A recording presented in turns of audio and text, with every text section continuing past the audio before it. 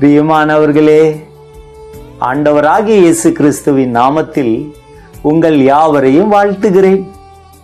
இந்த நாளுக்குரிய வேத வசனம் அப்போஸ்தலர் 5:14.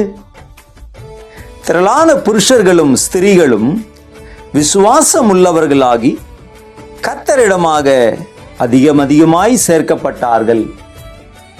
பிரியமானவர்களே, பர்னபா என்ற மனுஷன் நல்லவனும் பரிசுத்த ஆவியாலும் விசுவாசத்தினாலும் நிறைந்தவனுமாயிருந்தான்.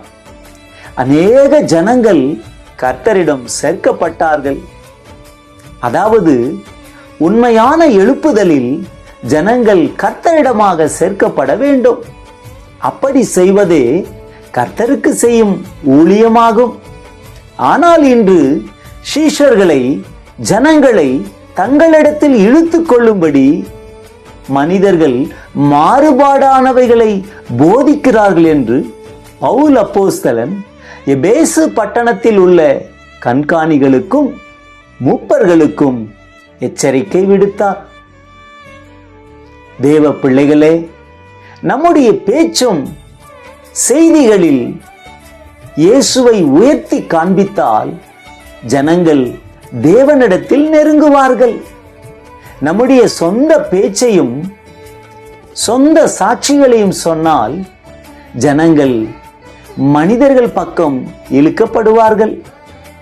ஆகவே முதலாவது ஜனங்கள் கர்த்தரிடமாய் திரும்ப வேண்டுமானால் அவர்களுக்கு தேவன் பேரில் விசுவாசமும் மனம் திரும்புதலும் உண்டாக வேண்டும். அதைத் தொடர்ந்து ஜனங்கள் கர்த்தரின் சரீரமாகிய சபையிலும் சேர்க்கப்பட வேண்டும். தேவ ஜனமே, உங்களுக்கு பிரகாசமான எதிர்காலம் வேண்டுமானால் எல்லோருக்கும் வாழ்வளிக்கும் வயலாயிருக்கிற கிறிஸ்து இயேசுவின் சரீரமான சபைக்கு வந்து சேர்ந்து விடுங்கள். காரணம், கர்த்தருடைய சபைக்கு வெளியே நல்ல வாழ்வு இல்லை. அதாவது நிரந்தரமான சந்தோஷம், சமாதானம், மகிழ்ச்சி இல்லை.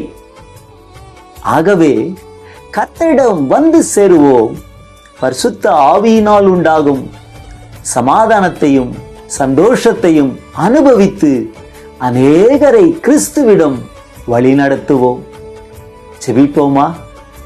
அன்பின் பரலோக பிதாவே, இயேசு கிறிஸ்துவின் நாமத்தில் உம்மை துதிக்கிறோம், ஸ்தோத்தரிக்கிறோம்.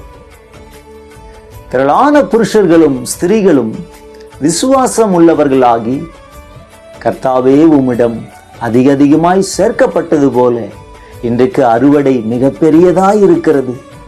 பரலோக தந்தையே, அநேக மக்கள் உம் அண்டையிலே வந்து சேர்க்க, உம்மையே உயர்த்தி காண்பிக்க, உம்மை குறித்து, உம்முடைய அன்பை குறித்து, உம்முடைய இரக்கத்தை குறித்து, உம்முடைய தயவை குறித்து ஜனங்களுக்கு போதிக்க கிருபை செய்யும்படியாய் ஜெபிக்கிறேன்.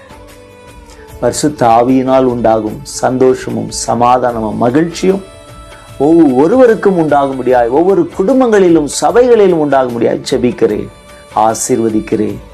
எல்லா துதியும் கனமும் மகிமையும் ஒருவருக்கே செலுத்துகிறோம். ஆண்டவராகிய இயேசு கிறிஸ்துவின் நாமத்தில் ஜெபிக்கிறோம்.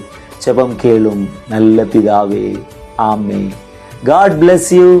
கர்த்தர் தாமே உங்களை ஆசீர்வதிப்பாராக. ஆமென்.